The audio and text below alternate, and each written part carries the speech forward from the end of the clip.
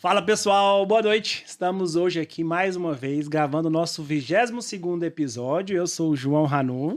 E eu sou a Dani Textor e vocês não vão acreditar quem tá com a gente aqui hoje gravando esse episódio mais do que especial. Finalmente, depois de muito tempo, insistência, conseguimos trazer o Dr. Selmo Celeno Porto, que para nós é uma unanimidade. Ele é um exemplo de vida para a gente. Agradecemos demais por ter recebido o nosso convite, por estar aqui presente com a gente hoje, compartilhando a sua história.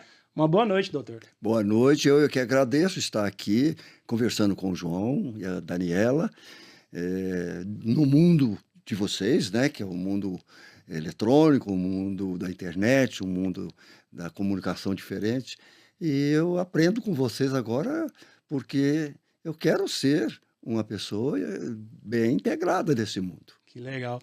Por alto, né? Porque o currículo do doutor é difícil da gente estar mensurando, né?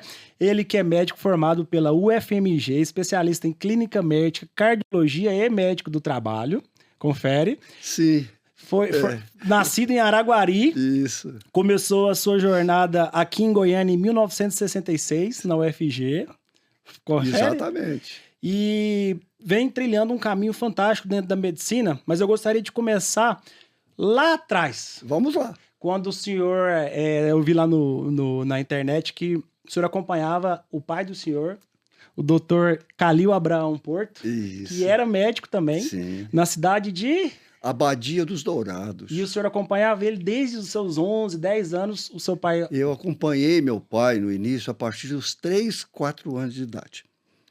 O meu pai foi uma pessoa sensacional, eu escrevi a biografia dele, o livro está até esgotado, então eu tive a oportunidade de conversar com todos os familiares, fiz um levantamento detalhado e com as minhas lembranças muito fortes, porque eu trabalhei com ele quando formei em Araguari durante 5 anos. E a minha primeira atividade foi em Araguari.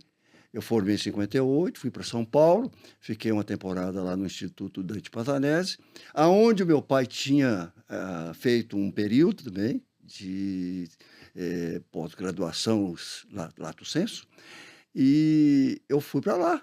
Fiquei lá 1 ano quase, para aumentar os conhecimentos de clínica médica de uma maneira geral, mas mais cardiologia. O pai do senhor não virou para o senhor e falou assim, ó, o senhor pode escolher qualquer área para você se graduar, desde que seja cardio, endócrino, pneumo, foi uma pressãozinha ali? Ele nunca falou para eu estudar nem medicina. Legal. Nunca falou. Esse fato de eu acompanhá-lo desde os 3 anos de idade era uma coisa natural. Num povoado lá não era nem cidade, era um distrito de Coromandel, um povoado. Ele era o único médico e ele era muito bem formado na Praia Vermelha. Ele fazia medicina geral, com clínica, cirurgia, ginecologia, era médico geral, como era normal em 1932, quando ele formou, e foi trabalhar lá a partir de 1933.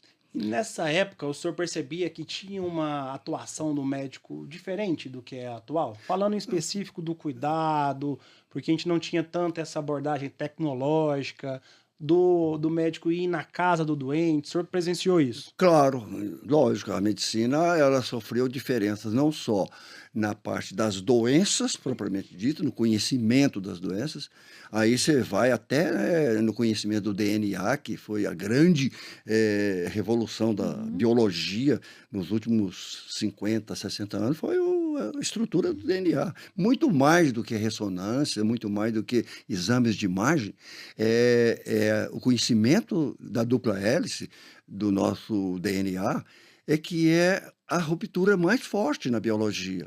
Depois nós podemos até conversar um pouco sobre isso. Legal. E E conta mais. Nós somos aficionados por essa parte do Projeto Genoma, todas as aplicações que vem crescendo cada dia mais, né? Mas o que é, voltando nesse assunto, o que eu vejo? Eu acredito que o que mais deve ter mudado é realmente a relação médico-paciente, né? Hoje o paciente ele não tem mais só uma necessidade de uma informação, de um serviço médico, e sim de toda uma experiência que é prestada ali durante o atendimento. O senhor concorda com isso? A essência da relação médico-paciente nunca mudou. Essa é uma coisa importante para a gente entender, porque ela tem uma estrutura própria, ela tem componentes próprios que, se desaparecerem, desaparece a parte mais importante da medicina prática. Então, a essência da relação médico-paciente, do encontro clínico, que é onde acontece a relação médico-paciente, esse não altera. Isso não tem mudanças que você fala. Agora, a internet alterou a relação médico-paciente? Sim, nós podemos até conversar um pouco sobre isso, porque mudou o paciente também. Sim. Verdade. Então, o paciente está diferente, o médico está diferente, mas a essência da relação médico-paciente é uma relação inter-humana. Então, o fato de ser uma relação inter-humana, como muitas outras relações, a relação esportiva, a relação educacional e a principal relação que nós temos, que é a relação amorosa. Então, a relação amorosa é uma relação interpessoal que não muda o essencial dela. Você pode até mudar o perfume que vai usar, o outro pode mudar um pouquinho o estilo de conquistar uma namorada, ou a namorada conquistar o namorado, mas a essência do encontro não alterou, porque ele tem algo que só ele tem. E aí eu digo também que para o encontro clínico, o encontro de qualquer profissional da saúde, não é só do médico, não.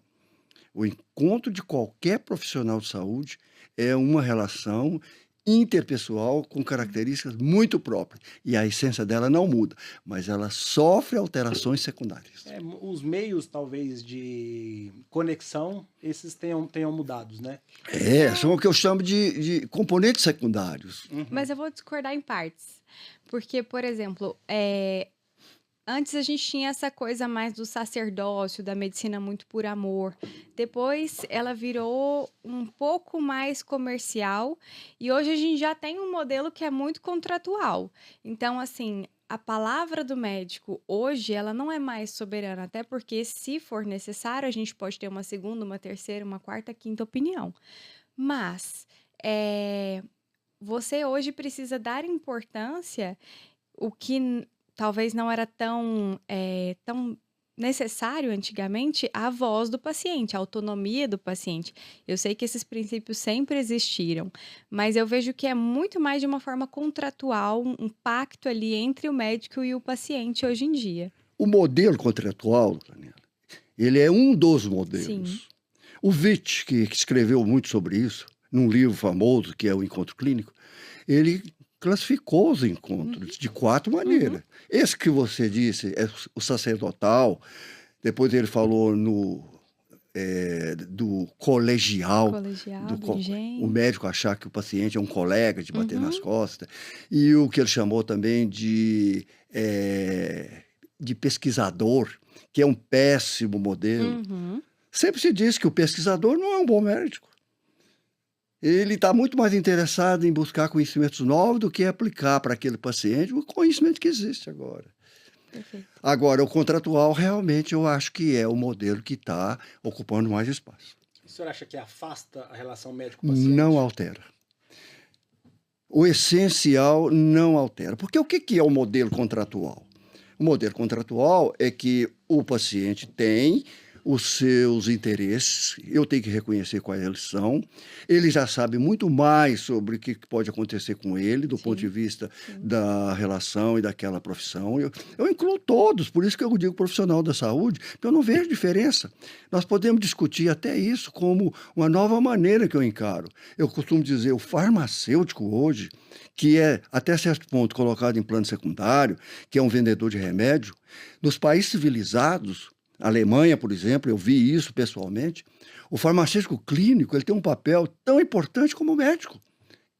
Então, o contratual, o médico vai ter os seus padrões para poder situar-se naquela relação, o paciente tem os seus padrões, eles fazem implícita ou explicitamente um contrato. Sim. Antigamente o contrato existia, mas ele era implícito. Era mais paternalista a relação, você fala sacerdotal, e eu não gosto de usar isso porque o termo sacerdócio ele foi mal entendido. Não é sacerdócio no sentido religioso, nunca foi. Mas a palavra sacerdócio, ela tem muita ligação com sacerdote. E sacerdote é relacionado com a relação religiosa. Pastor, padre, bispo, com os seus rebanho, como eles gostam de chamar, né? Mas eu não, a medicina, esse componente que você chamou de sacerdócio é a capacidade do médico entender que tem algo naquele momento que está fora dos limites da relação contratual, fora da relação comercial, fora da relação científica, tradicional, biológica. Por isso é que a palavra sacerdotal eu praticamente nunca usei no que eu escrevi sobre relação médico-paciente. E quando a usei, eu expliquei que não era nesse sentido. De doação, né, de fazer favor, de se dedicar a um atendimento sem interesse de ganhar a vida. Não, isso é a Madre Teresa de Calcutá. Ela sim, ela fazia um sacerdócio. Que perfeito. Total. Interessante demais, é porque a gente vê essa cobrança, às vezes, né, dos colegas que acham que a medicina tem que caminhar por esse lado, né? E muito interessante ver o senhor falando que é uma abordagem mútua, né? Que, de certa forma, igual toda relação interhumana, tem um interesse. Claro. É normal claro, isso, né? Não tem que olhar isso com os olhos ruins, achando que a gente está interessado.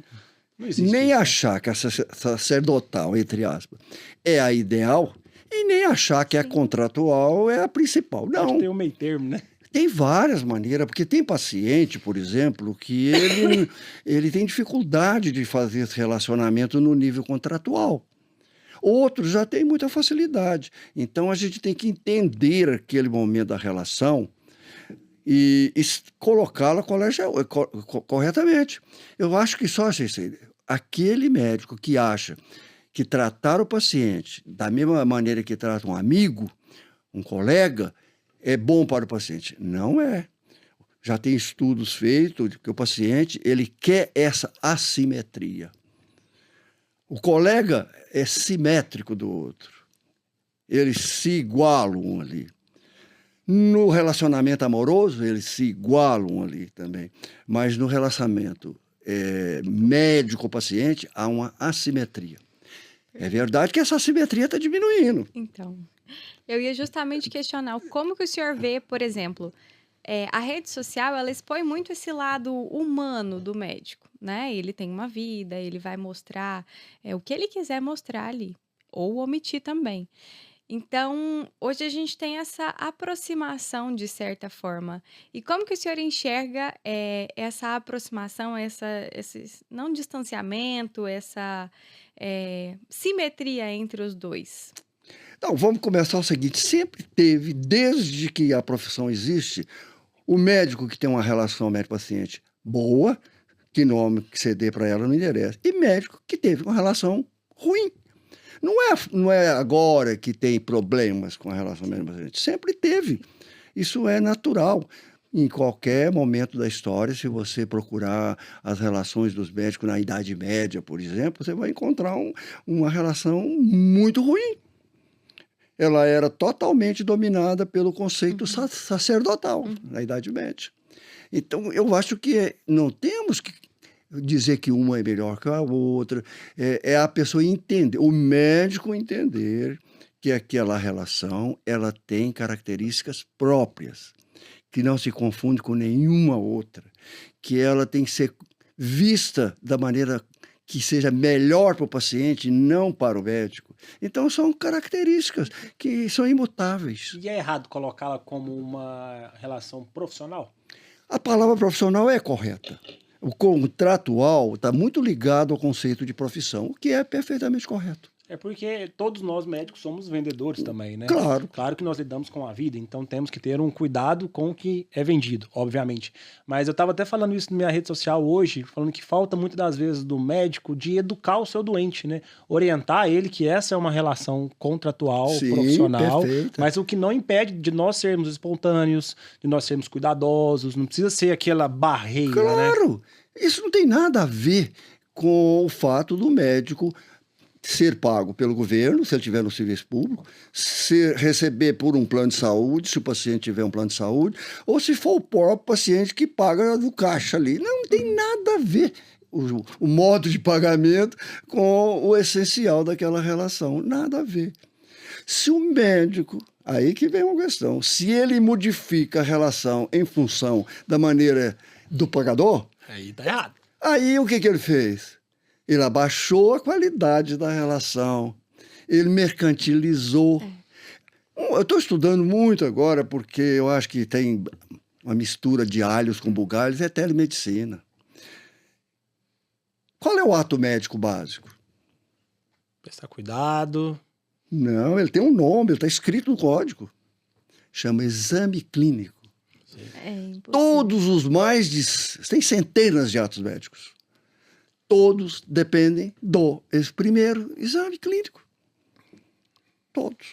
Então, o exame clínico básico, o ato médico básico é o exame clínico. E eu acrescentei uma condição, que eu estou defendendo ela. Presencial. Presencial. Sim. A primeira consulta, até que depois, por monitoramento, fazer o segmento do paciente, eu acho muito legal. Pode ser o WhatsApp, pode ser o que for. Eu achei interessante que o senhor contou uma história que o senhor levava antigamente lá na UBS, que não chamava Sim, isso, né? não, chamava posto de saúde, que é o 30, nome que eu adoto 40 até hoje. minutos por atendimento e te falaram que o senhor estava atrapalhando. Isso foi no Sandu. O Sandu foi um serviço de assistência médico domiciliar, não é SAMU, não. SAMU é para levar um doente de um lugar para outro. Esse era para assistência médica domiciliar de urgência. E porque naquela época os institutos eram separados, IAPI dos industriários, IAPC dos comerciários, IAPB dos bancários e assim por diante. Um pesquisador da Fiocruz, o Francisco Laranja, eu conheci ele porque ele era um pesquisador na área de doença de Chagas, eu fiz meu doutorado na área de doença de Chagas. Por ser ministro do Trabalho, amigo do ministro do Trabalho, que era o João Goulart, na época do Getúlio Vargas, ele foi convidado a criar algo que atendesse qualquer um associado de qualquer instituto, porque estava muito subdividido. O IAPB era ótimo, era elitizado. O pior de todos era o IAPI, que era dos industriais, era dos proletários, dos trabalhadores de construção civil e tal. Pois bem, o Laranja teve a ideia de fazer um que atendia todos. Chamou Serviço de Assistência Médica Domiciliar de Urgência.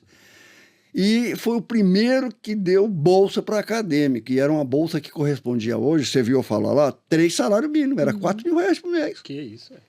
Você imaginou um quintanista de medicina? Nossa senhora. Ganhando na 4 mil faculdade, reais? né? Eu comprei aliança para casar. Foi.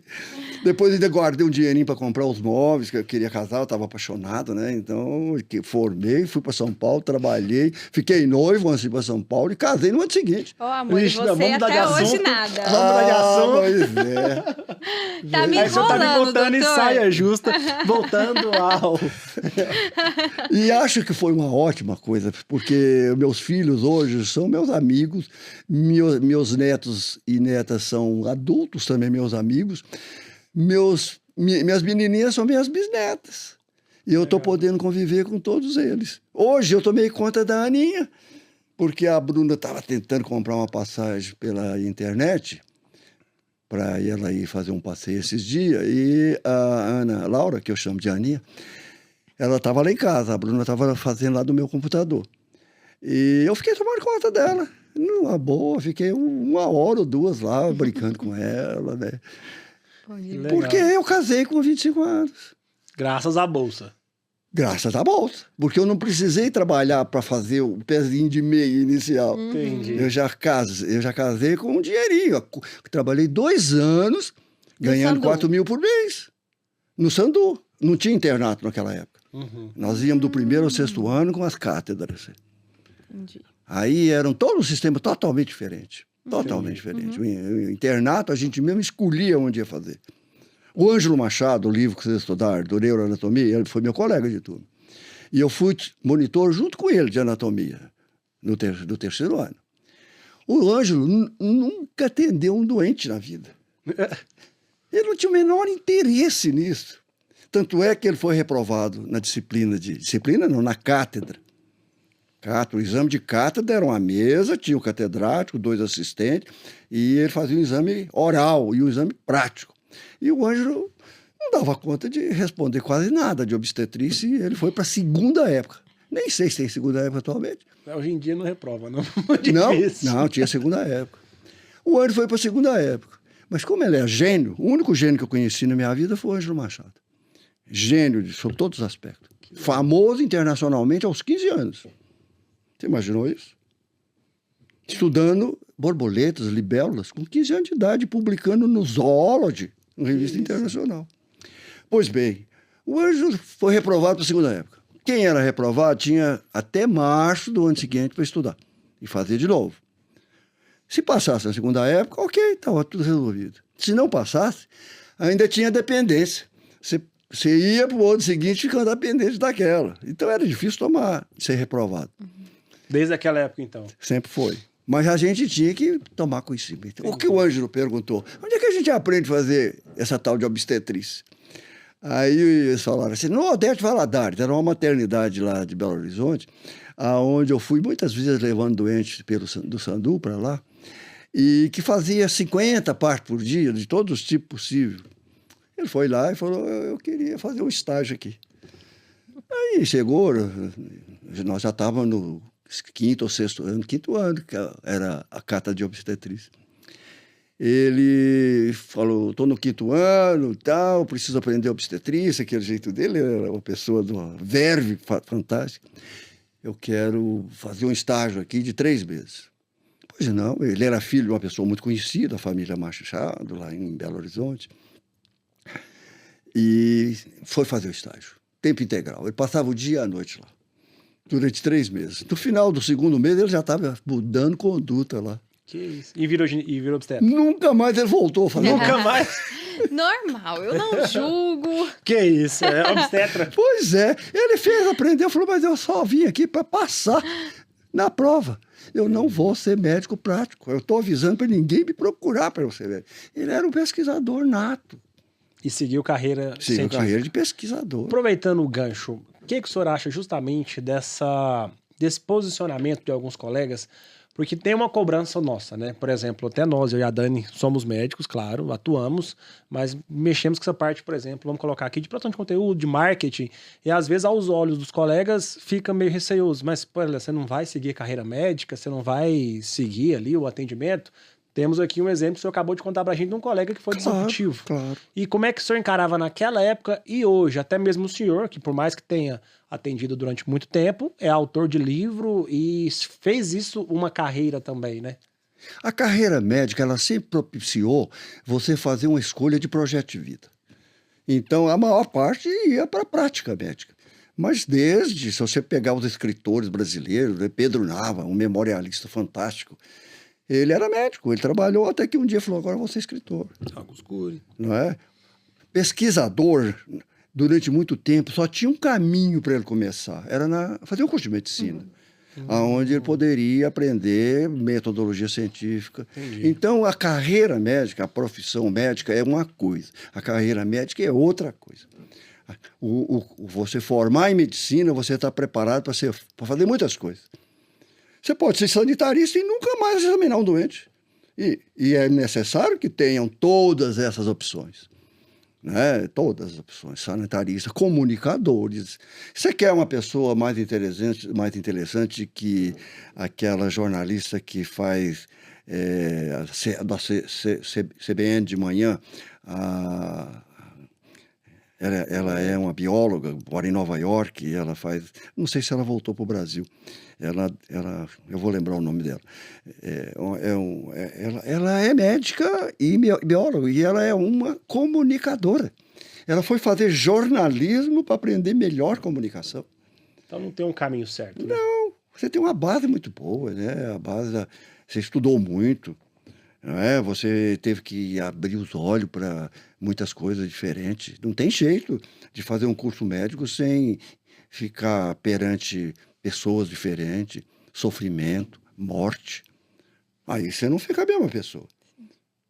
Aí você faz um projeto de vida da maneira que você achar mais interessante. E o que despertou no senhor esse interesse por ser autor de livro? Eu comecei assim, eu vou te contar a história que muitos me perguntam, então é uma oportunidade para explicar direitinho. Aproveita, espaço do Pois senhor. Eu sempre escrevi.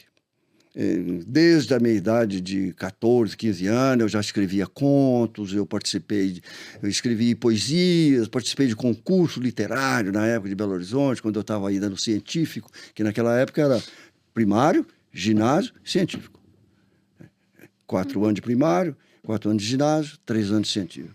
Quando eu passei para o curso científico, eu tinha 15 anos. Eu estudava em Belo Horizonte, eu fui para lá com 11 anos de idade. E eu publiquei em jornais de Belo Horizonte, eu participei de concurso literário, tanto com contos como com poesia. Então eu já tinha interesse em escrever. Eu tinha um amigo que era redator-chefe do O Diário, o João Etienne Filho, e um poeta fantástico, mas ele era técnico de basquetebol, professor de grego, redator-chefe do O Diário, e eu era amigo dele e ele era plurifuncional. Ele fazia muitas coisas. E por intermédio dele, eu publiquei no O Diário um suplemento que era tradicional naquela época, né? Todo jornal tinha um suplemento cultural, suplemento literário. Publiquei umas poesias sobre coisas do cotidiano, muito inspirado no Manuel Bandeira, no Carlos Drummond de Andrade. E contos também, eu tentei fazer alguns contos baseados na minha atividade já na época da medicina. Bom, isso é o fato de que eu sempre escrevi. Eu não teria dificuldade de escrever qualquer coisa. Quando eu fui contratado para ser professor de semiologia, a convite de um professor chamado William Barbosa, que era uma figura muito interessante aqui. Aqui em Xangoiânia. Ele foi o fundador do Instituto de Patologia Tropical. Ele que criou tudo aquilo. Polivalente também. Ele era ortopedista, anestesista. Ele trabalhou em Anápolis como anestesista. Era um baiano daqueles mais... Arretado. Era uma pessoa fantástica. E coincidiu que eu estava em São Paulo, em 65, fazendo mais um curso de pós-graduação na área de doença infecciosa. Eu estava lá na Faculdade de Medicina da USP, na área de doença infecciosa e parasitária, que naquela época tinha um nome genérico de medicina tropical. Que o líder era o professor Carlos da Silva Lacaz, um professor que dedicou a vida toda a estudar doenças por fungos, micoses. Escreveu livros, etc. E ele dava um curso anual, com 6 meses de duração, tempo integral, onde eu tinha que estudar microbiologia, bacteriologia, virologia, imunologia, e terminava no curso lá no Hospital das Clínicas da faculdade, na enfermaria do professor Domingos Meira, que fazia a parte clínica de doença infecciosa. Então, eu fui lá para aprender mais doenças infecciosas e parasitárias. E lá encontrei com William Barbosa. Eu já tinha defendido meu doutorado, que também foi uma coisa meio distópica, porque eu estava trabalhando no interior de Minas e resolvi fazer um doutorado e fiz. E sem internet. Você sabe como é que eu obtive a bibliografia? Não tinha xerox. Tinha Barça. Era microfotografia. Eu ia para onde? Eu primeiro fui para a biblioteca lá da minha faculdade, que eu tinha facilidade. Cheguei lá, pesquisei o mais que eu pude. Faltou. Fui para São Paulo, na biblioteca da USP, completei. E fui também para o Memória, lá para o Instituto Oswaldo Cruz, e obtive tudo que tinha sido escrito sobre doença de Chagas. Até 1962, que eu defendi em 63 o doutorado. Que naquela época não era curso de pós-graduação, era defesa de tese. Eu fiz a defesa de tese trabalhando no interior de Minas sobre o eletrocardiograma no prognóstico da doença de Chagas. Legal. E defendi perante uma banca de catedrático em 63.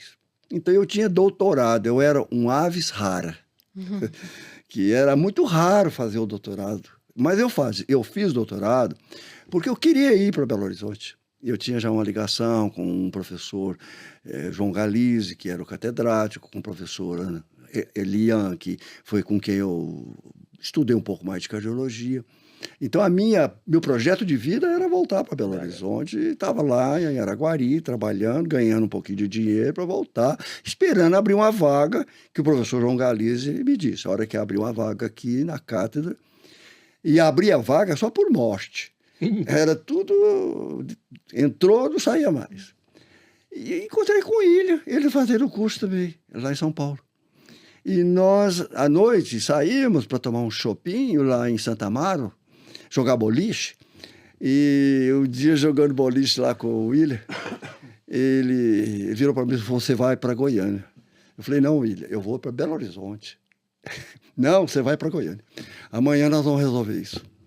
Tá, no outro dia de manhã, vamos lá na secretaria do Instituto de Medicina Tropical, pegar os documentos que você trouxe para inscrever-se aqui nesse curso.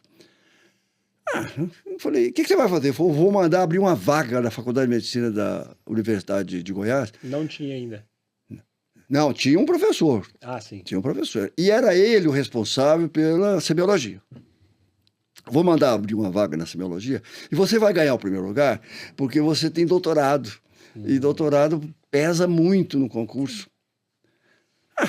Eu falei, eu não vou perder nada com isso, né? Fiz por Já correspondência. conhecia Goiânia ou não? Conheci, eu tinha vindo aqui em Goiânia em 51, 52, na seleção mineira de basquetebol. Durante a faculdade? Antes da faculdade. Antes da faculdade. Antes da faculdade. Não, mas Mais aí, um dom que nós que isso, descobrimos. Foi pro esportista. Foi esportista. E o William pegou, juntou aquilo tudo, pôs no correio, que era correio. Ele que mandou tudo. Mandou, falou com o Francisco Clodovico, que era o diretor. O Francisco abriu o concurso, falou com o Colemar, que era o reitor. Abriu o concurso, um mês depois eu estava aprovado em primeiro lugar. Legal. Aí o meu pai ficou sabendo pelo professor Jofo Marcondes de Rezende, que telefonou para o meu pai e falou, o Selmo passou no concurso aqui. Passou no concurso aqui. Ficou até assustado, que eu nem tinha falado com ninguém que eu tinha feito esse concurso. E o pessoal da família do senhor apoiava essa veia que o senhor tinha mais acadêmica? Porque, pelo que eu entendi, o pai do senhor ele era muito mais operacional, Mas né? meu pai era um pesquisador. Também era? Meu pai foi famoso por descobrir o primeiro surto de febre amarela silvestre lá em Abadia dos Dourados. Ah, então filho de peixinho, peixinho é. Ele recebeu uma visita de um médico da Fundação Rockefeller. Que isso. Quando ele comunicou que tinha a história, até descrito isso na biografia, com todos os detalhes, porque ele me contou isso com muitos detalhes, como é que ele descobriu que aquilo não era malária grave, mas era possivelmente febre amarela, e ele fez retirou um fragmento do fígado de um cadáver, que ele suspeitou que é febre amarela, e foi com o vidro, com o fragmento lá para o Rio de Janeiro, para o professor Margarino Torres, que era quem fazia a anatomia patológica do Instituto Oswaldo Cruz, lá de Manguinhos. Falou, explicou para ele, entregou para ele o vidro, contou a história clínica, e o professor Margarino Torres falou, amanhã eu te dou a resposta. No dia seguinte, ele voltou lá no Instituto Oswaldo Cruz, que ele tinha estudado no Rio, então ele conhecia tudo ali, né? O Margarino falou, é febre amarela. Aí comunicou, foi uma coisa que... É a mesma coisa que comunicou a Covid. Foi uma febre amarela no interior do Brasil. A febre amarela era litorânea. Uhum. Era só no litoral que tinha.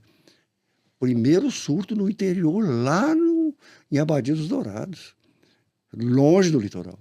E foi comprovado, mandou fragmento para os pesquisadores da Rockefeller, lá em Nova York, e eles comprovaram e eles mandaram um representante para ver, para estudar.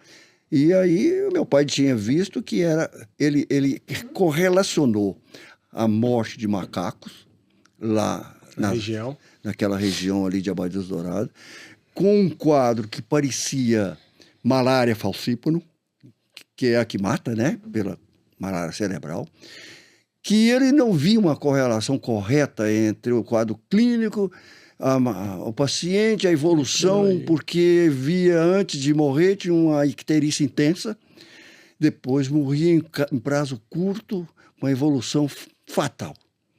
Ele falou, ele tinha visto febre amarela no Rio de Janeiro. Que ele estudou lá e ele tinha visto. Ele falou, isso aqui é febre amarela. Então ele tinha espírito de pesquisador. Entendi. Isso Qualquer um outro, manifestou né? no senhor. Então ele tinha espírito de E o pesquisador. senhor tem mais prazer, tem ou tinha, dessa arte mais quando é voltada para o ensino acadêmico ou quando o senhor fugia um pouquinho, quando era o poema? Como é que o senhor via isso? Sempre o que eu fiz com muita paixão, com muito gosto. E quando eu vi que não estava a hora de fazer mais, eu encerrava. Eu encerrei minha carreira de poeta, encerrei minha carreira de escritor literário, encerrei a carreira de médico prático, eu encerrei a carreira de investigador do curso de pós-graduação. Então, no momento que eu acho que eu tenho que encerrar, eu encerro a carreira. Porque sempre que eu estou fazendo, eu faço com muito interesse, com muito entusiasmo. Eu me dedico sem diferença nenhuma. O meu atendimento prático, você viu contando a história que o Clorindo, que era o chefe lá do posto onde eu estava atendendo, falou para mim que eu estava atrapalhando. Quando ele falou que eu estava atrapalhando, ele falou, você fica demorando demais a examinar os doentes. Aí eu entendi que mesmo fazendo o melhor, fazendo muito correto, você pode atrapalhar um esquema. E foi ótimo, porque ele falou, você vai trabalhar na ambulância. Você não vai ficar aqui no posto, não. E o senhor preferiu? Eu não tinha que preferir, eu era um estudante de 5º ano, eu era um acadêmico, o chefe lá, o doutor Clorindo Bournier, você vai trabalhar na ambulância. E eu achei interessante que o senhor fala no vídeo assim que ele te deu esse feedback e o senhor falou, eu não sei fazer de outra forma. Exatamente. O senhor acha que isso talvez tenha sido um ponto de partida para que o senhor pudesse refazer ou talvez ensinar às pessoas um jeito de fazer semiologia tal qual... Eu não queria ensinar ninguém. Não? Não, eu só disse para ele, eu só sei fazer desse jeito, porque era como eu fazia lá na enfermaria do professor Galize e no consultório do professor Galize, que era na Santa Casa. E eu falei para ele com toda sinceridade, sem querer ofender, sem querer fazer mudança dele, nada. Eu só sei fazer desse jeito. Eu só sei examinar bem o doente, eu não sei examinar ele mal. Então não serve, porque aí você atrapalha aqui o esquema. Tudo bem, ok. Aí você vai para a ambulância. E trabalhei 2 anos na ambulância. Não foi um ponto de frustração para o senhor? Nenhum. Nenhum? Nenhuma. Eu fui trabalhar na ambulância do mesmo jeito. Eu ia na casa do paciente. Você viu eu contando a história do Sanduzinho? Aham. Eu fui atender uma primípara que estava em trabalho de parto, que era o nosso trabalho. Nós entrávamos na ambulância com um prontuário muito mal feito, que era feito por telefone, anotava só 2 ou 3 coisas lá. Paciente em parto. Pronto, lá vou eu lá. E eu não tinha que escolher aonde ia também, não. Eu recebia 3, 4 fichas, prontuáriozinho, meia boca, né? Prontuário meia boca.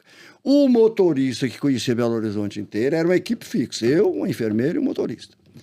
Ele conhecia Belo Horizonte, fazia um roteiro que fosse mais lógico para ele, não para os doentes. Era para ele. Ele saía, falava, isso aqui nós vamos passar primeiro, isso aqui depois. Ele faz um roteiro.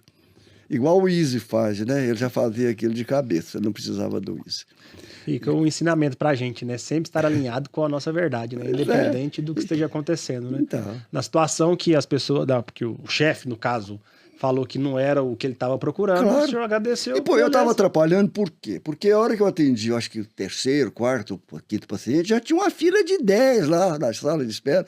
Então, eles iam reclamar, os pacientes, não iam? Tá demorando demais, tal, porque o paciente não sabe avaliar isso. Ele avalia mais o tempo de espera do que o exame que vai ser feito. Isso é uma coisa humana, natural. Você acha que hoje em dia, já estendendo um pouquinho esse assunto, está acontecendo isso cada vez mais? Diminuindo o tempo do atendimento, exigindo... Você sabe qual é a minha opinião? Sim. Consulta de 3 minutos não é consulta, é uma conversinha. E quando ela termina com a medida da pressão arterial às pressas, não é um exame físico, é um engodo, é uma tapiação, é uma covardia contra o paciente. Se isso está acontecendo cada vez mais, então a classe médica está perdendo lugar, está perdendo poder, está perdendo prestígio pelas suas próprias mãos. Eu só acho isso tão simples. Ou talvez pelas mãos do sistema, pelas Mas eu necessidades não. do sistema. Se todo Se mundo fizesse todos igual o os senhor médicos fez, falassem, eu vou atender bem, o sistema mudava. mudava. Concordo. Então, Sabe a quantos falha é médicos nossa. nós somos, né? Somos 554 mil médicos. Mas o pior é que no sistema tem médico, né? Então, assim, é uma guerra difícil. Você sabe por quê? Porque não somos nós, os médicos, que valorizamos a medicina como uma profissão que é difícil, precisa ser bem preparado para ela. Ela é comandada pelos gestores que não sabem nada de medicina, pelos políticos que tiram proveitos do atendimento, elegendo vereador, arranjando cabide de emprego. Então, nós perdemos o comando. O Conselho Federal, ele ficou subordinado a interesses políticos. Então, houve uma degradação, não foi do médico em si, é o sistema que foi sendo corrompido e chegou no ponto que está. E eu não tenho nenhuma dificuldade de falar que do jeito que ele está, cada vez vai ficar pior. Só no Brasil? Estados Unidos O tá pior. Christensen tem outro livro que chama Dilema na Gestão de Saúde nos Estados Unidos. E ele disse no livro dele, a medicina americana, do jeito que ela está sendo exercida, ela não tem futuro. Se lá não tem futuro, Imagina aqui. e é uma coisa simples, é analisar a qualidade dela.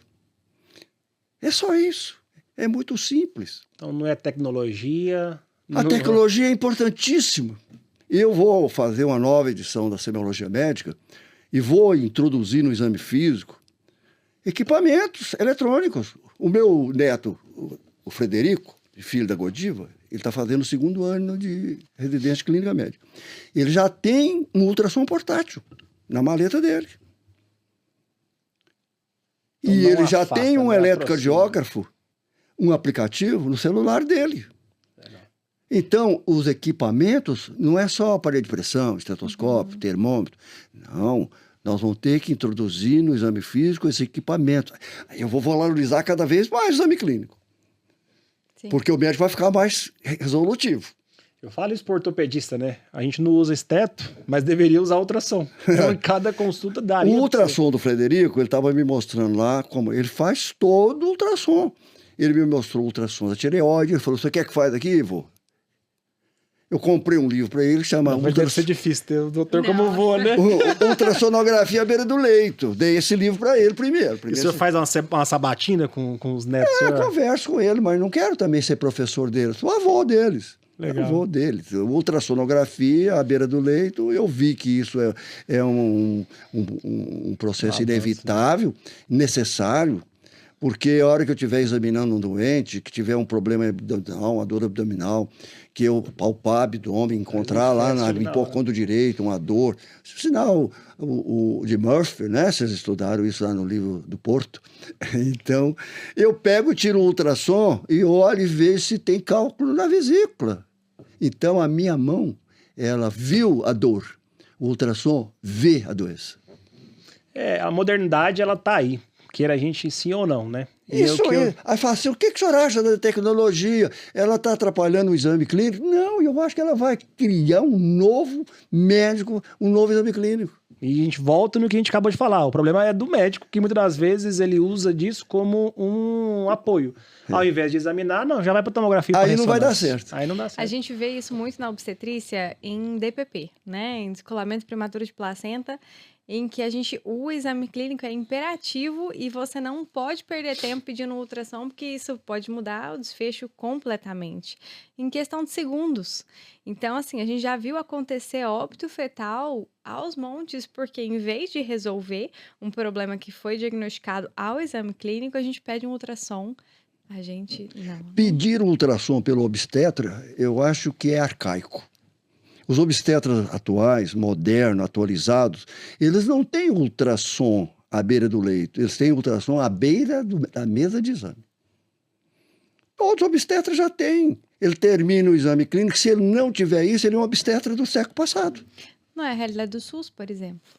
Não é o quê? A realidade do SUS. Sabe quanto custa um desses portátil? Eu sei Custa de 10 a 20 mil reais. E eu costumo dizer, é porque os chineses não estão fabricando ainda. É questão de tempo, né? Claro! Mas e um problema que a gente enfrenta, por exemplo, na minha área da ortopedia, que é a questão da documentação. Ele não comenta. Não, sim, que eu falo, mas porque muitas vezes, por exemplo, a gente consegue identificar uma lesão, vamos colocar aqui das estruturas do ombro, né? Através do exame físico, mas aí eu preciso documentar, fora que muitas das vezes o plano exige a constatação da lesão com o exame de imagem para... Mas você faz isso à beira do leito. É. Você fotografa, o Frederico me mostrou. Ele fez, mostrou o rim, falou, tá aqui, ó, tá gravado, fotografado. Tudo que você quer de documentação, o ultrassom à beira do leito faz. Então, vocês, ortopedistas, vão ter que ter um ultrassom portátil. Não, eu já estou encaminhando o meu. Bom que eu tenho com quem dividir, né? A obstetra é obrigatório. Um obstetra que faz um exame e não faz o ultrassom na hora, muda de médico. Porque ela está do século passado. Então, isso é para mim, é óbvio. Isso não é pioneirismo, isso não é nada, isso é acompanhar. Quando nós trocamos o aparelho de pressão de mercúrio pelo aparelho aneroide, o que nós fizemos? Uma coisa normal. Quando eu troquei o aneroide pelo eletrônico, eu fiz uma coisa normal. E agora eu tenho que fazer outra coisa normal, que é colocar o eletrocardiógrafo portátil dentro da maleta, o ultrassom portátil dentro da maleta, e os kits laboratoriais. Eu conto sempre uma história que é como você acha que nós fazíamos o diagnóstico de gravidez na década de 50? Primeiro era clínico, tinha que esperar um mês, 2 meses, porque... Sinal de presunção, de probabilidade, de certeza. Não tinha, pode ser, mas nós não tinha elemento a fazer. Aí 2 italianos, Gailli e Manini, propuseram um exame biológico que era pegar uma amostra de urina, injetar num sapo recém-nascido, um sapo até 100 gramas, injetar um pouco de urina na cloaca do sapo, macho. Então o laboratório tinha que criar sapo, para ser um laboratório moderno. Para fazer o diagnóstico, pegava um pouco de urina, injetava na cloaca do sapo, esperava algumas horas, examinava, fazia um estímulo, a espermatogênese do sapo, e o que alterava? Se tivesse gonadotrofinas, alterava completamente a espermatogênese do sapo. A mulher estava grávida. Meu Deus. Mas era um exame caro, tinha que criar sapo no laboratório, não era fácil, não.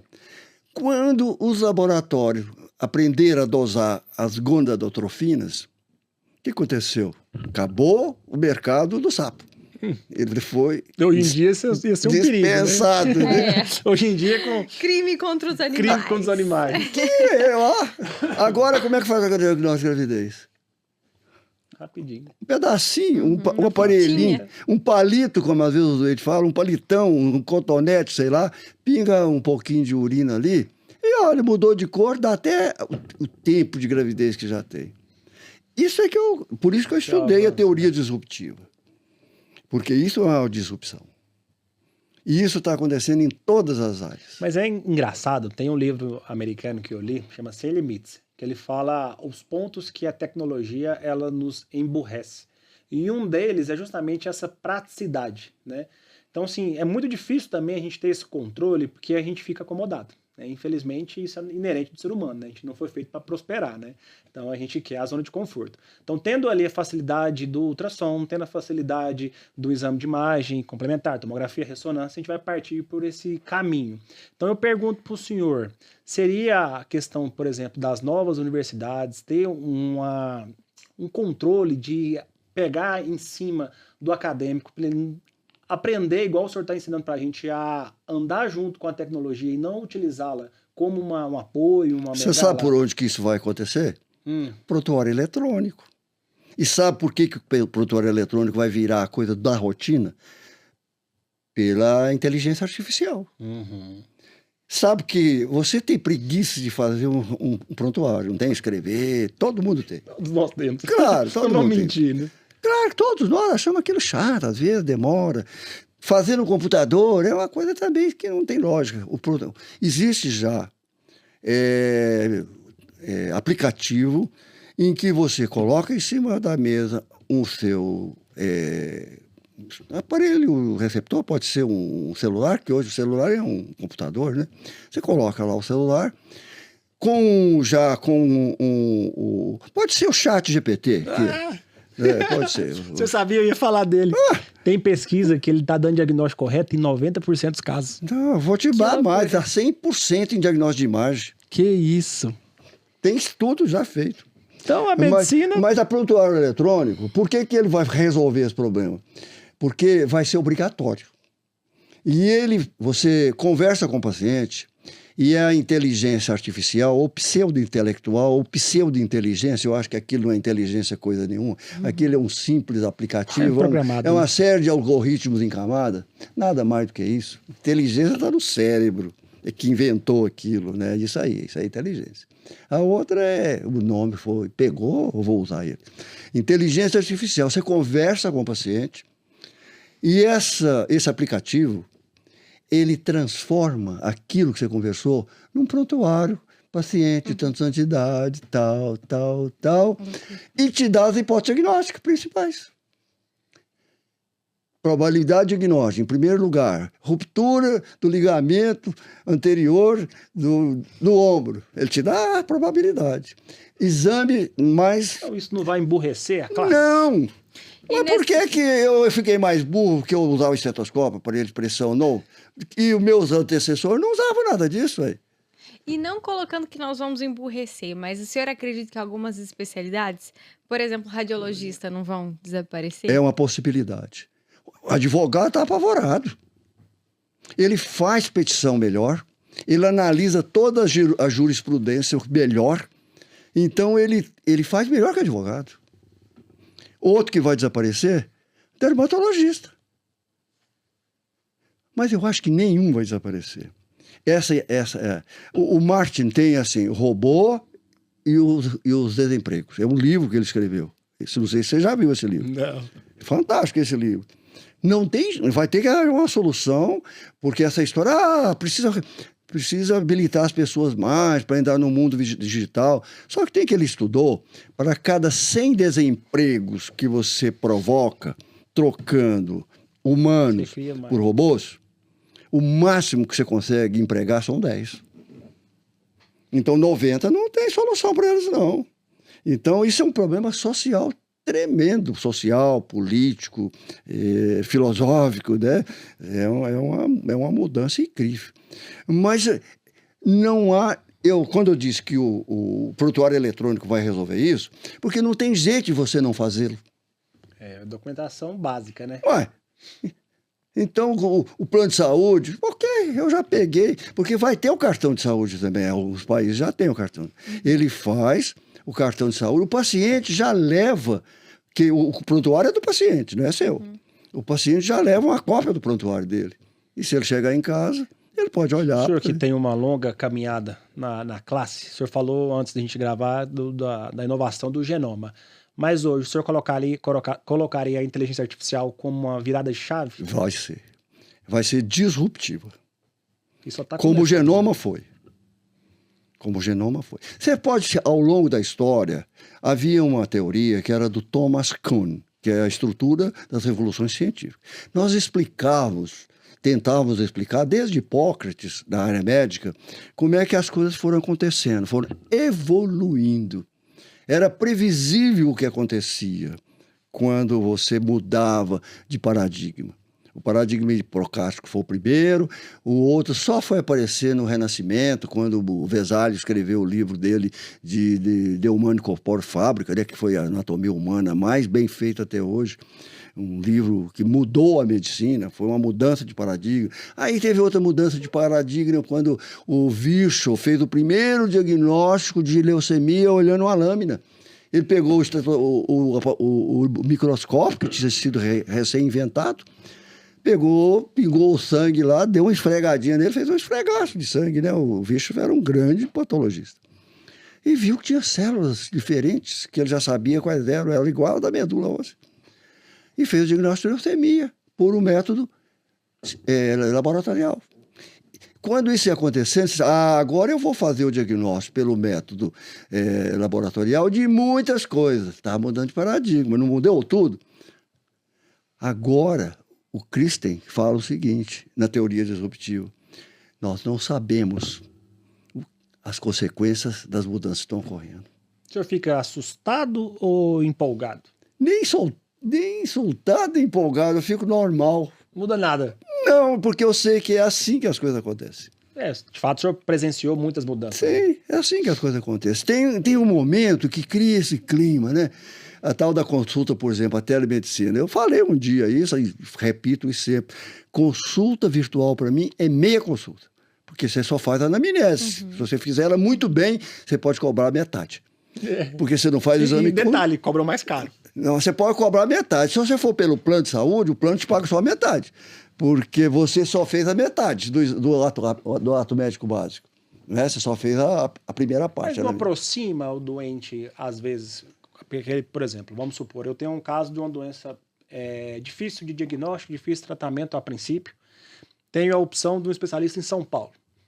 A telemedicina não aproxima nós dois? Isso aí, só se você é o médico. Por isso é que eu aconselho misturar o alho com o bugalho. Uma coisa é o ato médico básico, outra é a videoconferência. Você é o médico ou assistente, você assume a responsabilidade. Você manda para o colega de São Paulo, de Nova York, ou do Japão, ou da China, onde você quiser.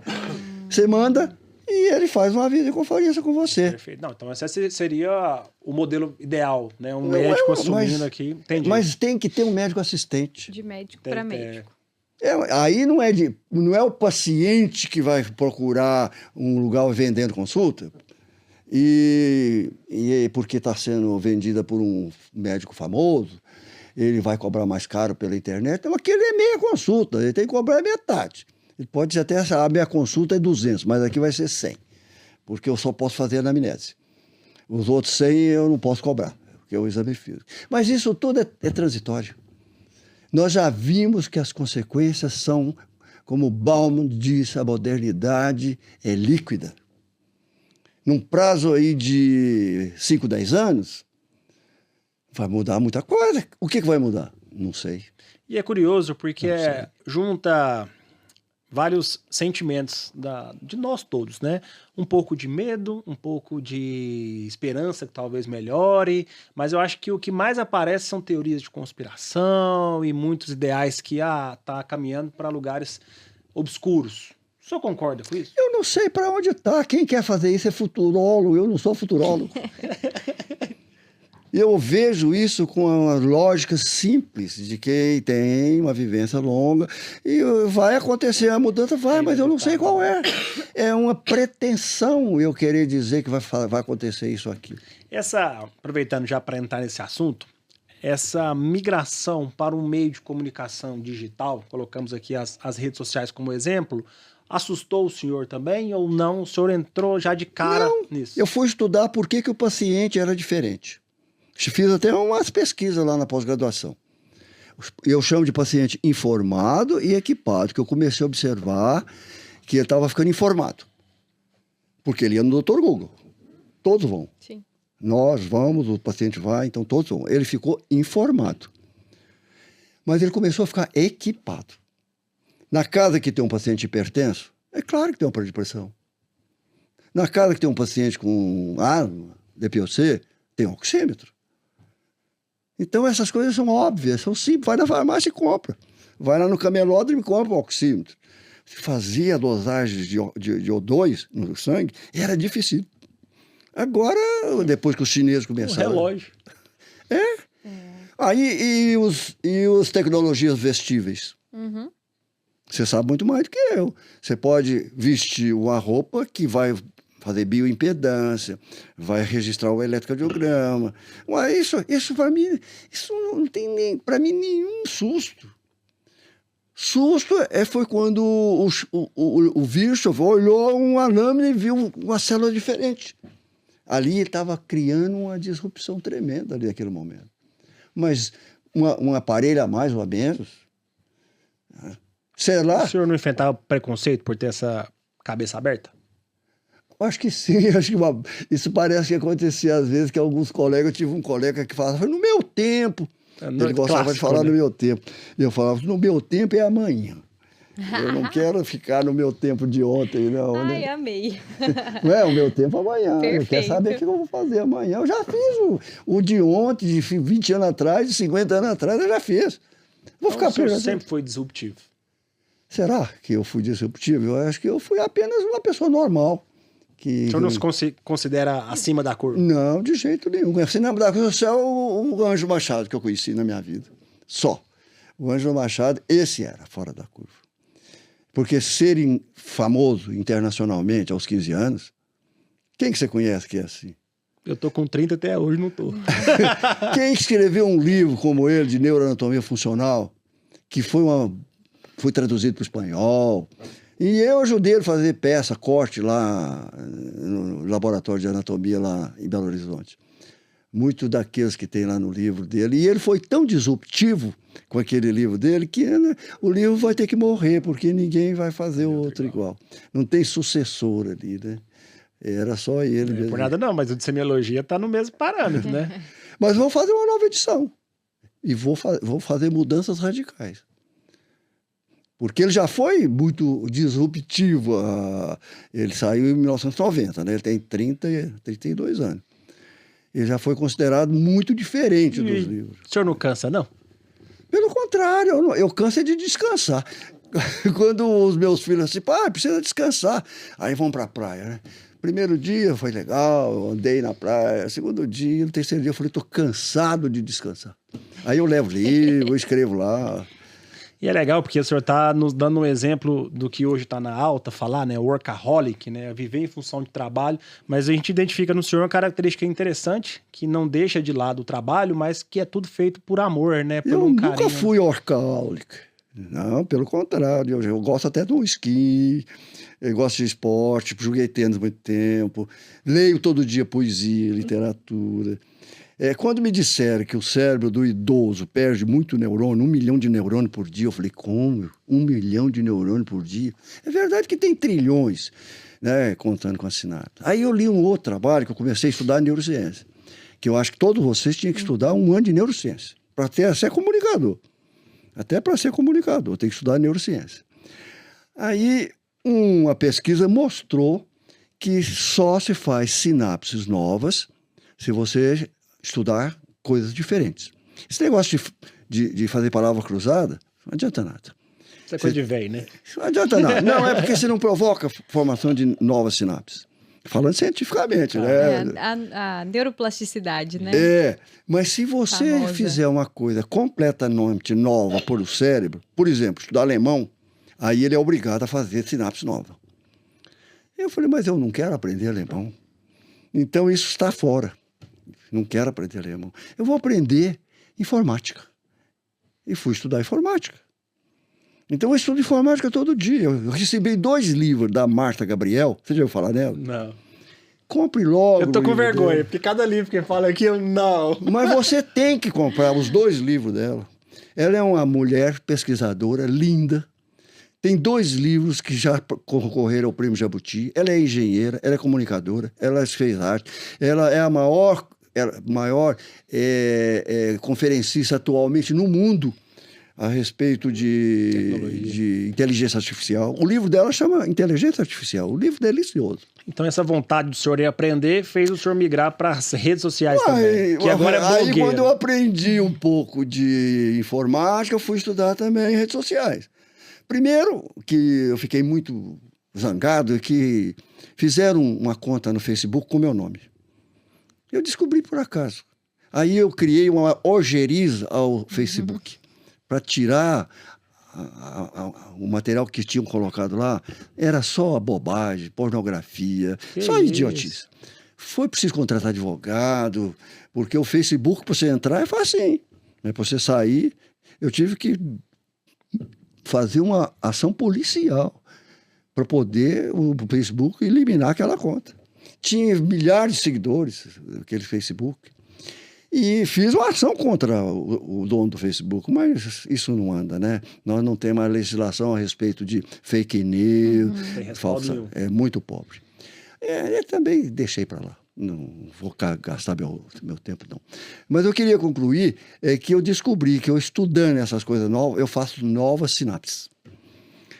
Os neurônios envelhecem, mas a sinapse nova provoca o aparecimento de novos neurônios, porque tem uma área do nosso cérebro que tem célula-tronco. Por isso eu digo que vocês têm que estudar neurociência. Célula-tronco que só ela entra em atividade se eu provocá-la. Ela fica lá, numa boa, lá no cíngulo, num daqueles locais lá mais escondidos do fundo do cérebro. Mas está lá a célula-tronco e ela faz neurônios novos. Então eu resolvi estudar essas coisas, porque alemão eu não quero estudar, xadrez eu não gosto. Então eu fui estudar informática. Eu estou com 3 livros de informática lá em cima da mesa, que eu recebo um por dia quase, eu leio um livro em 2 dias, né? Então, não tem muita dificuldade para ler, eu leio com muita rapidez. Eu sei ler o livro olhando ele, eu não preciso ficar... Eu descubro que eu quero o livro de uma maneira diferente da leitura tradicional. Então, essa vontade de vir para o Instagram, por exemplo, foi mais para contar a sua história ou mais para informar as pessoas, os colegas médicos? Eu não sabia o que eu ia fazer lá. Foi intuitivo. Eu fui, por quê? Eu estou dizendo que o Facebook, eu acho que ele vai desaparecer igual o Orkut. Tá com os dias contados. O Twitter é tóxico. Eu falei, isso eu não quero, porque lá é o habitat dos políticos, eu não quero mexer com o Twitter. Sobrou qual? O Instagram, que é o habitat dos jovens, que é os que estudam nos meus livros, né? Então eu quero ali fazer um contato com eles. E isso para quê? Para eu poder continuar ativo. É só para isso, eu quero continuar ativo. Eu não quero mais orientar doutorado, eu não quero mais atender pacientes. Já passou. Isso são etapas. O que o senhor acha dessa linguagem atual de rede social e a academia? Eu não vejo problema, porque a linguagem, você está dizendo, é a linguagem virtual, né? A linguagem eletrônica. Ela vai mudar muitas coisas, ela está mudando muitas coisas. O internetês é uma verdade. Já tem até no vocabulário. É claro, é o internetês. As pessoas vão raciocinar de uma maneira diferente, mas as crianças não podem ficar só no aprendizado eletrônico. Eu vivo dando livro para minhas bisnetinhas, porque eu vi alguns trabalhos feitos na Europa sobre o letramento infantil, em que game é veneno para o cérebro.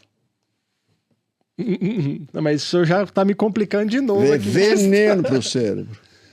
Os adultos resistem melhor a esse veneno. A criança, os neurônios dela incorporam aquilo. Então a criança é que devia ser proibido até os 21 anos de fazer games.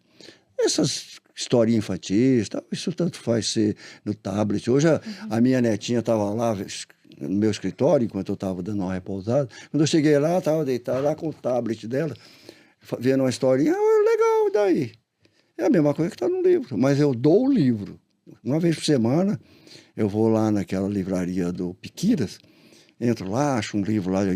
Cada um tem direito de escolher um livro. Uma tem 3 anos, a outra tem 6. Então, ela escolhe os livros e elas gostam de livro. E é para elas aprenderem, ao mesmo tempo, 2 coisas. O letramento tradicional e o letramento digital. Ela tem as 2 coisas. É como 2 línguas. Hoje em dia não tem como, né? É como 2 línguas diferentes. diferentes. Faz parte do ensino, do cotidiano. Tá? Mas isso é ensinado. Realmente o gosto pela leitura, assim como qualquer outro hábito, é ensinável, né? E é muito importante isso. Eu achei por um momento que você ia falar de linguagem inclusiva. A gente já ia entrar numa polêmica aqui. Pode soltar. Não pensei. Não. Você sabe que eu não tenho receio de entrar em polêmica nenhuma mais, né? Desde a minha época de estudante, eu já entrava. Fui político estudantil, né? Fui presidente do diretor acadêmico, liderei greve. Fui um estudante ativo mesmo, fui orador da turma.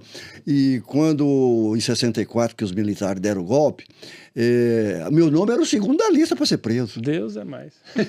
Bom, aí eles tinham razão, ó. Eu tinha morado na República da JUC, Juventude Universidade Católica, que era considerada comunista, né? O ramo comunista da Igreja Católica. Tinha morado na JUC. Tinha sido líder estudantil, presidente do diretor acadêmico. tinha feito o primeiro Seminário Nacional de Problemas Médicos Sociais, com a presença do Mário Pinotti, que era ministro da Saúde naquela época. Fui orador da turma e falei sobre os problemas médicos sociais do Brasil. O senhor, pelo visto, sempre foi meio desbocado, né? Era o rebelde da turma. Eu nunca fui rebelde, não. Eu só tinha consciência de que aquilo era normal. Aí, quando os militares tomaram o poder, em 64, eu estava trabalhando em Araguari. Um amigo meu, o Célio de Castro, que foi prefeito de Belo Horizonte, deputado federal, o Célio era um irmão que eu tinha lá em Belo Horizonte. Ele me telefonou com muita dificuldade, porque telefonar naquela época não era muito simples, não. Dizendo, o senhor não saiu aqui na lista, é o segundo para ser preso. Esperto. O que eu ia fugir? Fugir não tinha jeito. Eu contei lá pro meu pai, eu já estava casado, já tinha filho. Falei, deve ter algum atenuante isso, né? Trabalhando, tendo filho. Mas deu certo. Nunca me abolaram. Eu acho que pegava. O que esse cara está fazendo agora? Está trabalhando, é médico do ferroviário de Araguari, atende consultório o dia inteiro, vai uma vez por semana em Abadia do Dourado atender. Lá não tem médico. Eu ia toda semana, pegava o carro do meu pai, ia lá sexta, sábado e voltava domingo. Doutor, e então entrando nessa última pauta aí, como é que o senhor fazia? Porque a gente vê que o senhor sempre gostou de estudar, sempre fez tudo o que fez com muita paixão, e isso transparece até hoje nos seus olhos. Mas assim, como que era essa gestão de tempo? Porque o senhor trabalhava muito. Trabalho hoje. Trabalha até hoje, estuda, já teve família desde cedo. E diz que não é workaholic. Não sou mesmo, não. Como é que era isso? Eu assim? repouso 2 horas senhor, por então, dia, tem mais eu hora ouço que o música nosso. 1 hora por dia. Isso Então era horas ser... divididas no dia. Claro. Gestão de tempo. Eu tenho hoje toda a vida eu tive. Sempre foi assim. Mas eu acordo cedo, porque eu não preciso dormir mais do que 6 ou 7 horas. 6 horas tá ótimo. Se o senhor colocaria 2 coisas para a gente ir já para os finalmente, qual seria, talvez, uma das maiores dificuldades que o senhor encarou na vida profissional do senhor? A maior dificuldade foi justamente quando eu formei, eu tinha que começar a vida do zero. Para melhorar, eu fui trabalhar nos fins de semana em Abadia do Dourado. Meu pai era médico em Araguari. Ele dava os clientes que ele já não estava querendo mais para mim. Eu refugo. Aqueles que estavam dando muito trabalho para ele. Mas ele organizou para mim. A dificuldade foi justamente eu fazer aquela mudança da vida acadêmica, que eu era monitor, trabalhei nas pesquisas. Pesquisa não, foi na instalação da hemodinâmica em Belo Horizonte, antes de São Paulo. Que isso? Nós instalamos na Santa Casa, lá em Belo Horizonte. Porque o Elian, esse meu amigo professor, que era da cátedra do Galizzi, ele tinha ficado vários anos em Washington, na década de 50, quando estava começando a hemodinâmica a ficar mais usual. E ele trabalhou na hemodinâmica lá, e quando ele veio para o Brasil, ele tinha direito de trazer o que ele quisesse. Ele trouxe um carro novo, um Cadillac, e uma hemodinâmica completa.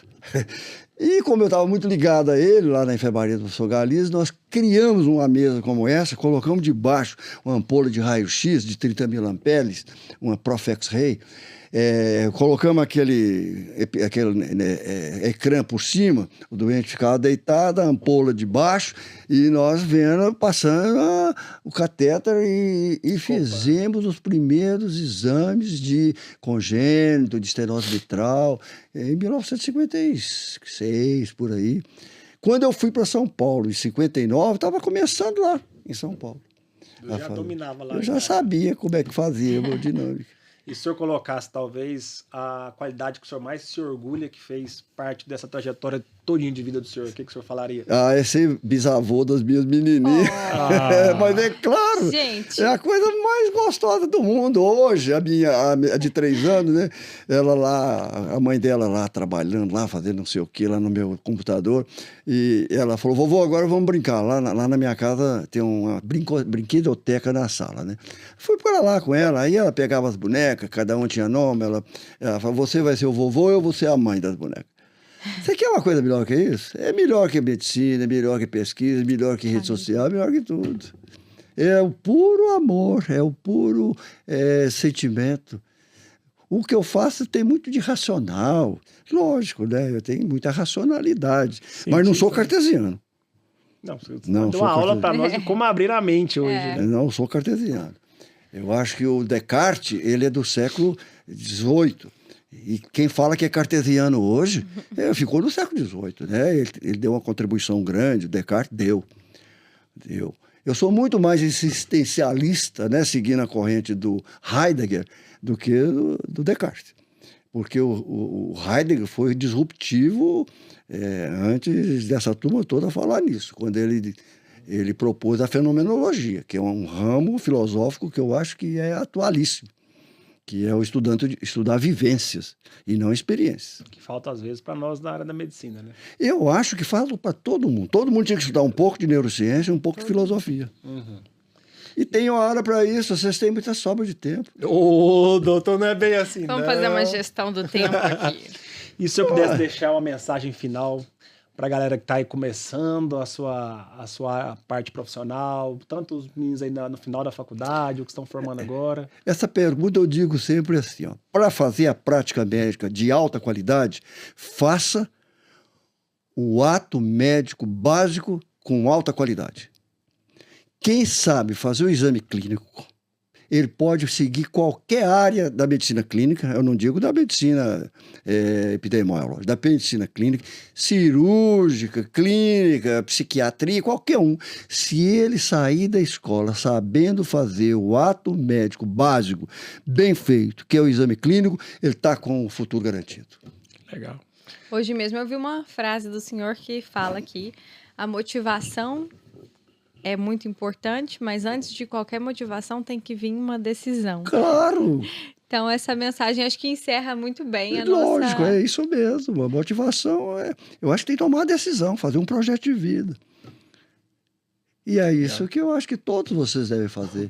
Decisão de estudar medicina. Ok, tudo bem. Tomou uma decisão difícil. Com 17 anos, né? Menino ainda.